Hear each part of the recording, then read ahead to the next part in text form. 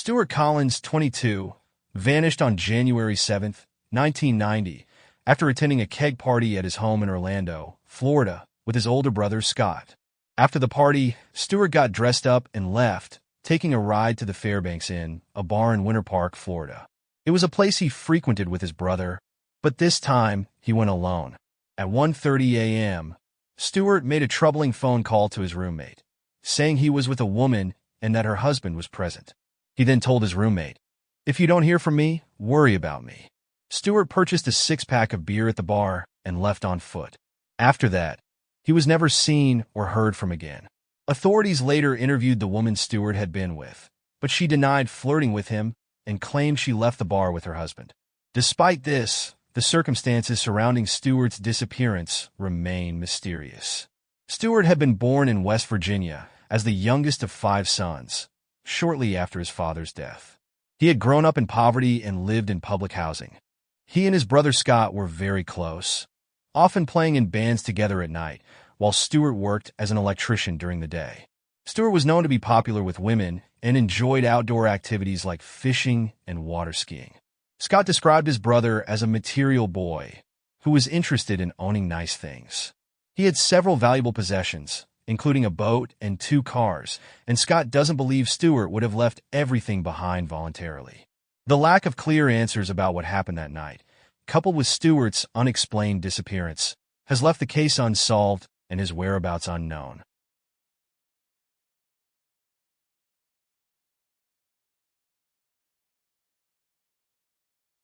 Curtis Chillingworth and his wife, Marjorie, were last seen on the evening of June 14, 1955, at a dinner in West Palm Beach, Florida. The prominent couple, well known in their community, left the event around 10 p.m. to return to their home in the 200 block of Dyer Road in Manalapan, Florida. That night, everything seemed normal as they made their way back to their residence. However, the next morning, an eerie silence engulfed their home. The carpenter hired to build a playground for their grandchildren arrived as scheduled at 8 a.m. on June 15th, but found the house empty, the front door ajar, and an unsettling absence of activity. Curtis Chillingworth, a respected senior circuit judge, was supposed to preside over a hearing in West Palm Beach at 10 a.m. that day, but he never showed up. When authorities arrived at the Chillingworth residence around noon, they found disturbing signs suggesting foul play. The porch light was shattered, and droplets of blood were discovered on the walkway leading to the beach. 2 spools of used adhesive tape were also found, one on the beach and the other inside the living room. Inside the house, the couple's belongings, including their swimming suits and some cash, were left behind, adding to the growing mystery. Curtis's Plymouth was parked at the residence with the keys still in the ignition, further indicating that something had gone terribly wrong. An extensive search of the area yielded no signs of the missing couple. Weeks turned into months, and years passed with no breakthroughs. By 1957, Curtis and Marjorie Chillingworth were declared legally dead, and a headstone was erected in their memory at Oak Lawn Cemetery in West Palm Beach. Their disappearance left the community in shock, but it wasn't until 1960 that the chilling truth behind their fate would finally come to light. Joseph Alexander Peel, Jr., a municipal judge for West Palm Beach in 1955, was charged with orchestrating the murders of the Chillingworths. Peel's reputation for corruption and incompetence was well known, and Curtis Chillingworth, his superior, had repeatedly warned him about his judicial misconduct. Curtis, who had become the youngest circuit judge in Florida history at age 26, was known for his integrity and dedication to upholding the law. In 1953, after Peel represented both sides in a divorce case, a blatant ethical violation, Curtis issued a stern warning, stating that it would be Peel's last chance to avoid disciplinary action. This warning would ultimately set in motion a deadly chain of events. In a desperate attempt to eliminate his problems, Peel conspired with Floyd Albert Lucky Halsapfel, a known criminal, to kill the Chillingworths. Halsapfel, who had a reputation for violence, enlisted the help of his friend, George David Bobby Lincoln. The 2 men carried out the heinous crime on the orders of Peel. According to their testimonies, on the night of June 14, 1955, they abducted Curtis and Marjorie from their home and forced them onto a boat. The couple was taken out into the ocean, where their hands were taped and lead weights were strapped to their bodies before they were thrown overboard, still alive. Halsapfel and Lincoln later testified that despite the weights and the restraints, Curtis Chillingworth fought to stay afloat. He was a strong swimmer and, even with his hands taped, managed to stay above water. In a panic, Halsapfel and Lincoln pulled him back onto the boat and struck him with a shotgun to subdue him before adding more weights to ensure he would sink. This horrific act sealed the fate of both Curtis and Marjorie Chillingworth, whose bodies were never recovered from the depths of the ocean. The shocking revelations about the murders came to light in 1960 when Halsapfel confessed to his involvement. His confession led to the arrests of both himself and Peel. Lincoln, already serving time in a federal prison on unrelated charges, agreed to testify against Peel and Halsapfel in exchange for immunity from prosecution in the Chillingworth case. Halsapfel pleaded guilty to both murders and was sentenced to death, although his sentence was later commuted to life in prison in 1966. At Peel's trial, both Halsapfel and Lincoln testified in detail about the brutal murders and the conspiracy behind them. Their testimonies painted a grim picture of greed, corruption, and cold-blooded murder. Peel was convicted of being an accessory to Curtis's murder and later pleaded no contest to his involvement in Marjorie's death. He was sentenced to 18 years in a Florida state prison. Upon his release in 1979, Peel was transferred to a federal prison in Missouri to serve time for an unrelated mail fraud conviction. His freedom was short-lived, however, as he was paroled in 1981 while suffering from terminal cancer. Just days before his death, Peel gave an interview to a newspaper, denying that he had ordered the Chillingworth murders but admitting that he had known about the plan and had done nothing to stop it. He passed away only 9 days after his release from prison. Halsapfel remained a model prisoner until his death in 1996, still incarcerated for his crimes. Lincoln completed his federal prison term in 1962 and lived out the remainder of his life quietly before passing away in 2004. The tragic case of Curtis and Marjorie Chillingworth remains one of Florida's most infamous murder cases, a grim reminder of the dark side of power and corruption. Curtis, who had been contemplating retirement before his disappearance, left behind a legacy of integrity and dedication to justice. He had amassed a small fortune through land investments and had plans to enjoy his later years with his family. The Chillingworths' 3 children were left to mourn their parents' brutal and senseless deaths. And although their bodies were never recovered, the truth behind their disappearance ensures that their memory lives on.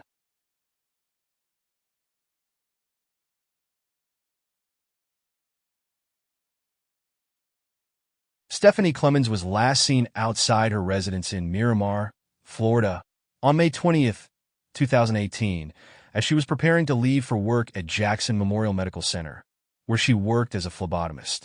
However, she never made it to work and has not been heard from since that day. Her red 2018 Volkswagen Jetta was found abandoned at her home, and her keys, cell phone, and wallet, which contained $300 in cash and credit cards, were missing. Strangely, her driver's license and passport were also left behind. When police conducted a search of her home at 7200 Venetian Street, they discovered food left cooking on the stove and a fan and television running in her bedroom. Despite these signs of normalcy, there was no indication of foul play, nor did they find any blood. It was highly uncharacteristic for Clemens to miss work, as she had an impeccable attendance record. Clemens had been in a relationship with Jack Freeman Jr., the father of one of her 4 children, and they had married in 2016, a fact that her family was unaware of. Freeman had been in a long-term relationship with another woman, which he claimed Clemens was aware of, and he had moved into his girlfriend's apartment in late April, just weeks before Clemens's disappearance. Freeman's connection to the case deepened when it was revealed that he had failed a polygraph test, showing deception on all answers related to Clemens's case. Freeman had a troubling history of domestic violence, with 22 separate reports of abuse against Clemens and other women, although no charges were ever filed. He had been arrested 5 times between 2000 and 2017 for domestic violence, but in each case, the charges were dropped. Additionally, he had been charged with aggravated battery with a deadly weapon in 2007, though that charge was also dropped. Initially, Freeman claimed that he hadn't had any contact with Clemens for about a month before her disappearance, but later he changed his story, saying it had actually been more than 2 months. However, evidence showed that the two had been in contact, with text messages indicating they were arguing shortly before she vanished. Cellular records placed their phones together around dawn on May 22nd, 2 days after Clemens was last seen, with the phones pinging at Clemens's home and then at Freeman's girlfriend's apartment. On May 24th, the phones were tracked again to Clemens's address. Given this information, authorities have shifted their investigation to focus on Clemens's case as a homicide, with Freeman considered a person of interest. Despite ongoing efforts, the case remains unsolved, and Clemens's whereabouts remain a mystery. The Miramar Police Department is continuing its investigation, urging anyone with information to come forward.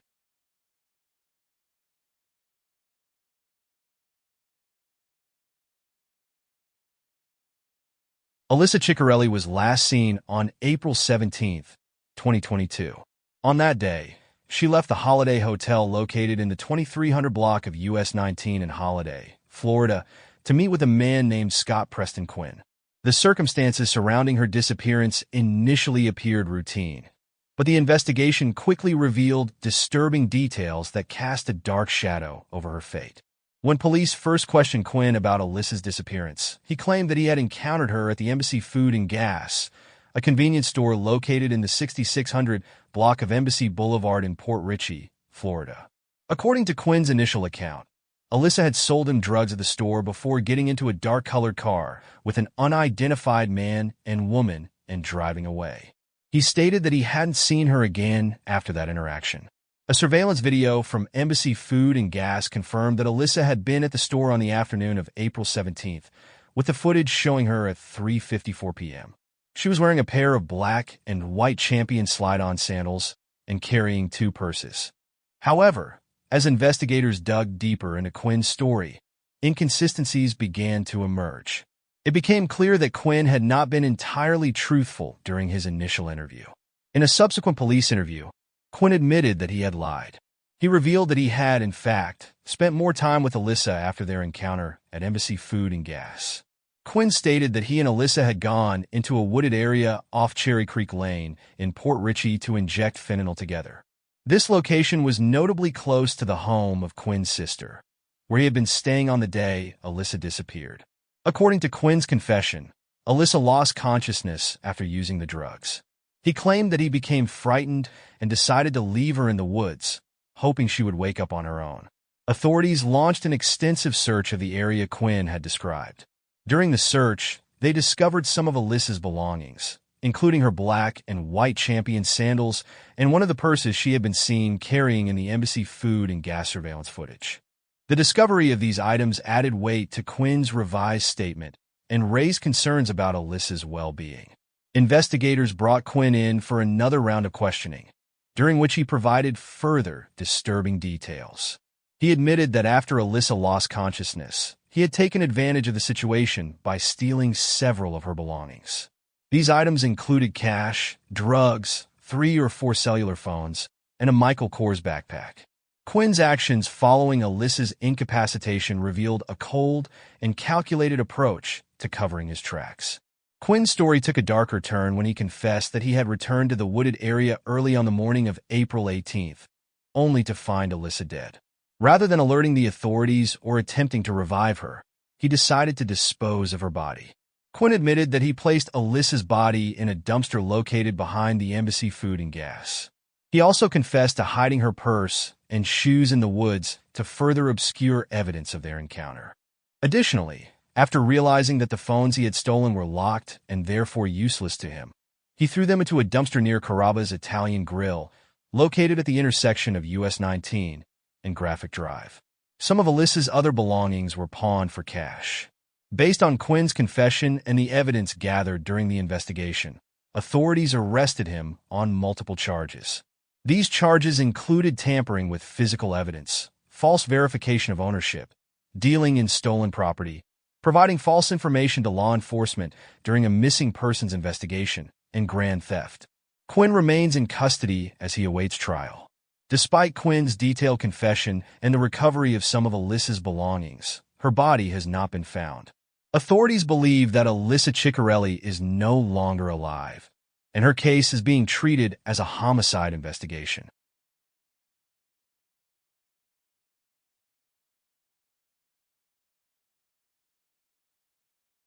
Walter Chambers was last seen walking along Palafox Street near the Sack and Save grocery store in Pensacola, Florida, on June 8, 1996. That evening, he made a call to a friend, explaining that he was experiencing car trouble and needed a ride.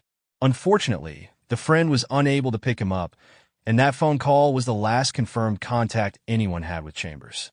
When his family realized they hadn't heard from him in weeks, they reported him missing on June 25th. His disappearance would soon raise more questions than answers, as the timeline of events leading up to and following his vanishing act remains puzzling and incomplete. On June 29th, for days after he was reported missing, Chambers' maroon four-door Suzuki Swift was discovered abandoned near Texa Drive and Cortez Street in Pensacola. The vehicle appeared to be left in a hurry. The keys were still in the ignition, yet there were no immediate signs of foul play or clues indicating what had happened to Chambers. This discovery deepened the mystery surrounding his disappearance, adding another layer of confusion to the case. On July 7th, nearly a month after he was last seen, someone matching Chambers' description withdrew money from a bank on Garden Street in Pensacola. This transaction was the last verifiable trace of him. Since that withdrawal, there has been no activity on his bank account and no further confirmed sightings. Walter Chambers was an Army veteran who had spent most of his life in Pensacola. However, shortly before his disappearance, on May 31st, 1996, he moved to Monroeville, Alabama, about 2 hours north of Pensacola, to live with his grandmother. His decision to relocate was motivated by a desire for a fresh start, but it appears he still had ties to Pensacola and had returned to the area for a visit when he went missing. His family describes him as a generally quiet man, someone who had his share of struggles but was not known to be violent. Although Chambers had a prior arrest record, his relatives emphasized that his criminal history did not suggest a pattern of dangerous behavior.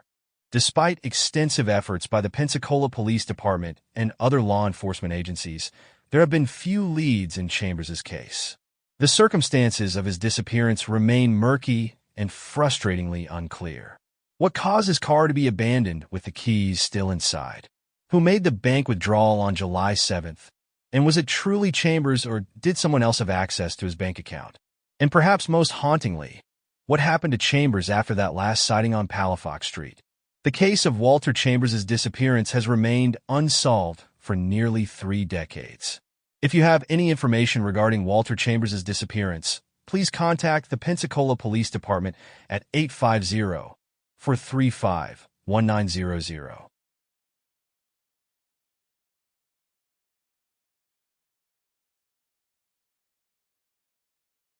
Charles Collingwood was an inmate at the Brevard Correctional Institution in Sharps, Florida, in 1979, serving a 4-year sentence for car theft. On December 12th of that year, while performing landscape work outside the prison fence, Collingwood told a guard he needed to go to the bathroom. He was never seen again, and it was assumed he had escaped. The prime and only suspect in Collingwood's disappearance is John Rodney McCrae, a prison guard at the time who lived in a trailer on the prison grounds. Allegations surfaced that McCrae and Collingwood were involved in an inappropriate relationship. McCrae denied the claims, suggesting that Collingwood had been an informant who provided him with information about other inmates. However, prison officials believed that McCrae was sexually abusing Collingwood, and that Collingwood had intended to expose him before he vanished. McCrae had a dark history. In the 1950s, at just 16 years old, he murdered and dismembered an 8-year-old boy in Michigan, for which he served 20 years in prison. From 1976 to 1980, he worked as a guard at the Brevard Correctional Institution, where 5 local boys went missing during his tenure. McCrae resigned from his position in March 1980, just 4 months after Collingwood's disappearance, and moved back to Michigan. McCrae is considered a suspect in the disappearances of 12-year-old Kipling Hess in 1979 and 13-year-old Keith Fleming in 1977, both of whom were never found. McCrae was later convicted for the 1987 murder of 14-year-old Randy Ray Lawfer, but his conviction was overturned on appeal. In May 2005, he was retried and convicted again, this time sentenced to life in prison without the possibility of parole. McRae, then 70 years old and wheelchair-bound, died in prison just 2 weeks after his retrial from intestinal ulcers and gastrointestinal bleeding.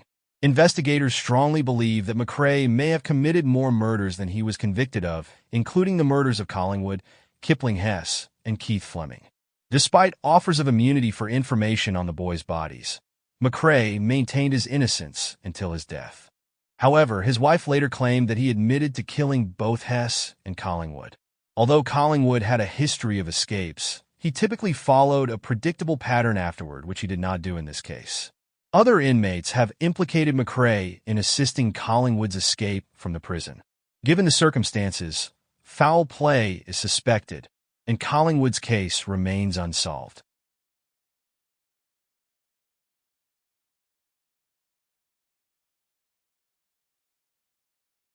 Alana Clark, a Canadian citizen from Ontario, traveled to Panama City, Florida, in early January 1984 to visit friends and enjoy some time away from home. She checked into the Continental condominiums for her stay, eager to relax and catch up with friends who were also visiting the area. Her trip seemed to be going smoothly at first. On January 3rd, she had dinner with her friends, sharing laughter and stories of her life back in Canada. The next day, however, everything changed. When Clark's friends couldn't locate her on January 4th, they became alarmed and contacted the authorities to report her as missing. Their concern was immediate and genuine. They knew Clark wasn't the type to suddenly vanish without a word. Panama City investigators quickly launched a search, beginning with a thorough examination of her condominium. Inside, they found all of Clark's belongings left behind, untouched. Her clothes, personal items, and travel essentials were all there, but something else caught their attention, a note left on a table. The note's content was vague, but it hinted at the possibility that Clark might have taken her own life. This discovery cast a somber tone over the investigation, and authorities began to consider whether they were dealing with a suicide or a case of foul play. Despite the note's implications, there was no concrete evidence to suggest that Clark had ended her life.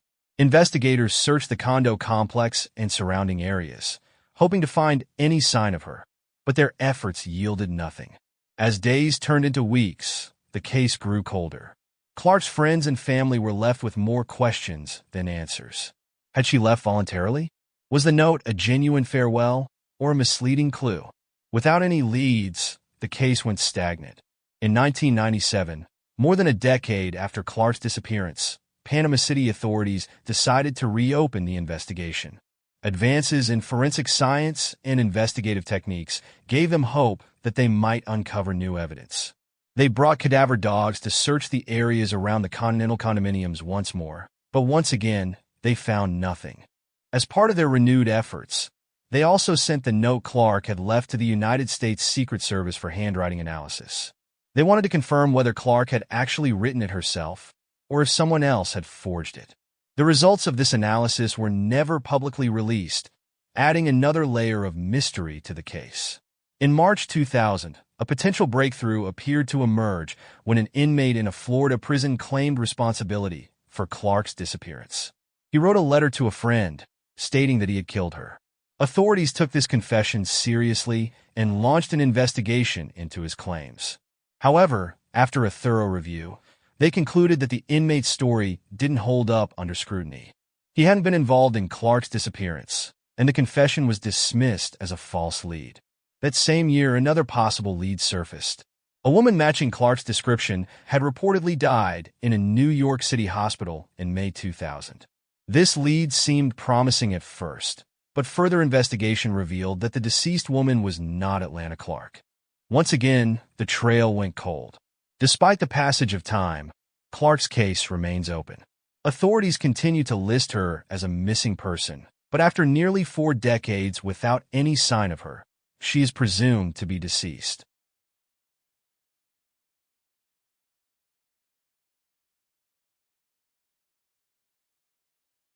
Stanley Chisholm was last seen in Orlando, Florida, on February 5, 1988. That day, he left his home on Albania Avenue and went to the Altamonte Mall, where he used a payphone to call both his parents, who lived in Dayton, Ohio, and his girlfriend, who was in Irvine, Kentucky. His conversations that day were seemingly routine, with no indication of any trouble or unusual behavior. After making these calls, Chisholm never returned home, and no one has heard from him since. The mystery deepened when Harold Suggs was later charged with stealing Chisholm's vehicle, a blue Pontiac Grand Prix with the Ohio license plate number 823NON. Eyewitnesses reported seeing Suggs in Stark, Florida, a town approximately 130 miles northwest of Orlando, the day after Chisholm disappeared. Witnesses noted that Suggs was driving a car matching the description of Chisholm's Pontiac and was wearing a distinctive jacket that looked similar to one Chisholm owned. The break in the case came 3 weeks after Chisholm went missing, when police located the stolen car. Suggs was found inside the vehicle and attempted to flee on foot when he spotted the officers approaching. Inside the Pontiac, investigators found several of Chisholm's personal belongings, including his eyeglasses, books, and the very jacket Suggs had been seen wearing. Disturbingly, there were bloodstains in the back seat of the car. The scene suggested a violent encounter, though Chisholm's whereabouts remained a mystery. The car itself showed signs of having been driven extensively after Chisholm's disappearance. Approximately 2,000 miles, several valuable items that had originally been inside the vehicle, including a radio, cassette player, Citizens Band radio, and radar detector, were missing. Investigators also found a bloodstained shirt and additional articles of Chisholm's clothing in a nearby dumpster. The shirt had his girlfriend's phone number and a bank deposit slip in the pocket, and DNA testing later confirmed that the blood on the shirt was Chisholm's. Alongside the clothes in the dumpster, officers discovered a blood-stained crowbar, a potential murder weapon. When questioned by police, Suggs initially offered an implausible story. He claimed that he had been living with Chisholm and that Chisholm had allowed him to borrow the Pontiac. However, Suggs could not provide an accurate address for the supposed shared residence, raising further suspicion. After police pressed him for more details, Suggs changed his account, stating that he had met Chisholm at a bar in Orlando and that the two had discussed getting an apartment together. His story, however, failed to align with the evidence collected by investigators. Suggs was a drifter at the time, with no permanent address, and he had a lengthy history of using multiple aliases. His transient lifestyle and inconsistent statements made him a person of interest in Chisholm's disappearance. Despite the mounting evidence pointing to foul play, including the blood evidence and the discovery of Chisholm's belongings in suspicious locations, Suggs was never formally charged with murder. The auto theft charge initially brought against him was eventually dropped when a key witness became unable to testify. Chisholm was more than just a missing person. He was a talented musician with strong ties to his community. He played piano for a local gospel group called Loretta Carter and the Sounds of Praise, a role that brought him joy and a sense of purpose. At the time of his disappearance, he was planning a significant life change. Chisholm intended to leave Orlando in March 1988 and move back to Ohio to join his father in ministry work.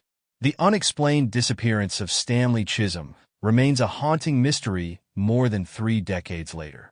Although law enforcement officials believe he was the victim of foul play, his body has never been found, and no one has been held accountable for his presumed murder. His family continues to seek answers, hoping that one day they will learn the truth about what happened to Stanley on that fateful February night in 1988.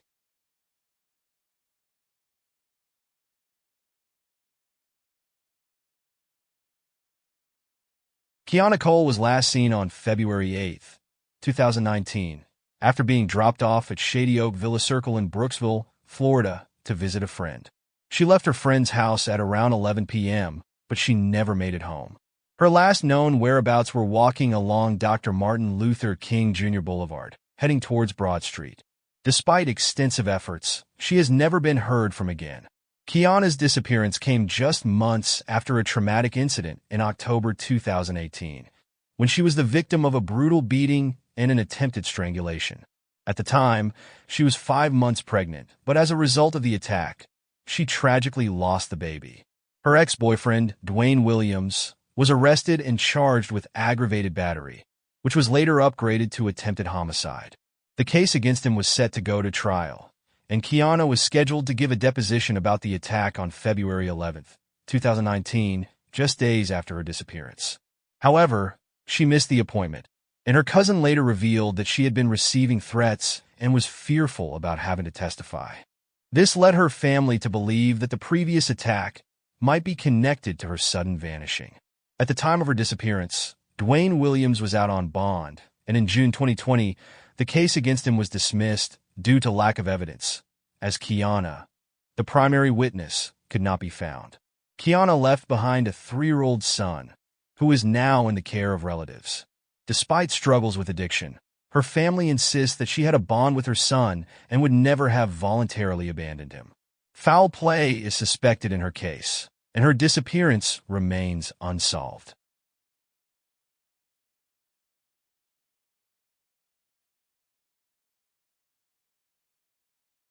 Perry Cohen was last seen on July 24, 2015, when he and his close friend Austin Stefanos left Austin's house that morning for a fishing trip. They departed in Austin's 19-foot, single-engine Seacraft boat, both experienced fishermen and boaters. Austin had been driving boats since the age of 10 and was adept at performing minor engine repairs. His father had set a rule for him, allowing him to venture only a few miles offshore, and only on calm days. That morning, the boys texted their parents at 11 a.m. and stopped at a marina in Jupiter, Florida, where they purchased over $100 in fuel around 1:30 p.m. They continued their journey, using Snapchat to communicate with their families and sending a message later that afternoon that read, "We're fged." This would be the last communication anyone would have with them. Within hours of leaving the marina, Austin and Perry encountered a violent storm with winds reaching up to 40 miles per hour. The boys did not return home, and their parents filed a missing persons report at 5 p.m. The Coast Guard launched a search, but the boys' whereabouts remained unknown. On July 26, 2 days later, a Coast Guard crew spotted Austin and Perry's boat from the air, about 65 miles off the coast of Daytona Beach. However, the boat was not recovered, as it disappeared before the recovery team could reach it. The boat reappeared in September, 160 miles off the coast, but once again, it could not be retrieved. The boat was eventually recovered in March 2017, after drifting hundreds of miles across the Atlantic Ocean. A Norwegian transport ship found it off the coast of Bermuda and delivered it to a Florida port. When authorities inspected the boat, they discovered that the battery switch, which is notoriously hard to turn off accidentally, was switched off. The boat's key was still in the ignition, in the off position. The investigation also uncovered Austin's iPhone and fishing gear on board, though several items were missing, including a white Yeti cooler and some life jackets. The iPhone was badly damaged from prolonged exposure to seawater, and while Austin's father initially resisted allowing police to examine it, he eventually consented. Unfortunately, authorities were unable to retrieve any data from the device. The case took another turn when the Florida Department of Law Enforcement opened an investigation into the Stefanos family for possible child neglect, based on the belief that Austin's stepfather, Richard Bubba Black, had made an egregious lapse in judgment that led to the boys' disappearance. In June 2017, the department ruled that there was probable cause to charge Black with child neglect, but a prosecutor ultimately decided not to file charges. Tensions between the families escalated in the aftermath of the disappearance. While Perry's mother had once been close friends with Austin's mother, their relationship deteriorated after the boys vanished. It was revealed that Perry was not allowed to fish without an adult present, something that Austin's family had known. In 2017, 2 years after the boys disappeared, Perry's mother filed a wrongful death lawsuit against Austin's parents, his stepfather, and his grandfather, alleging that their negligence contributed to Perry's death. Despite extensive efforts, the bodies of Perry and Austin have never been found, and both are presumed to have been lost at sea. The Tequesta Police Department continues to investigate the case, hoping for answers.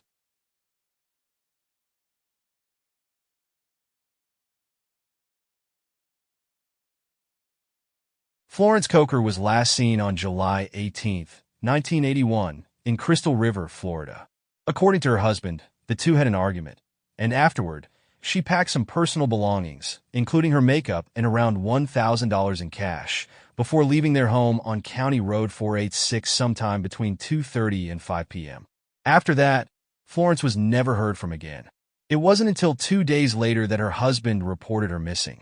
On July 29th, Florence's husband discovered her bronze two-door 1979 Chevrolet Malibu in a public parking lot near the Bayfront Center in St. Petersburg, Florida. There were no signs of Florence at the scene, and none of her possessions were found in the vehicle. Her checkbook had been left behind at home, and there was no activity in her bank account, suggesting that she hadn't withdrawn any money. Florence had a young son from a previous relationship, but due to conflicts with her husband, the child lived with his grandparents. At the time of her disappearance, he was away visiting his father in New York. Florence's family believes she would never have left without notifying her son, nor would she have abandoned her parents.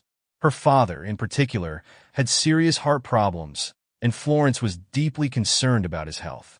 Given the circumstances and the lack of any clear explanations for her disappearance, foul play is suspected in her case, which remains unsolved to this day.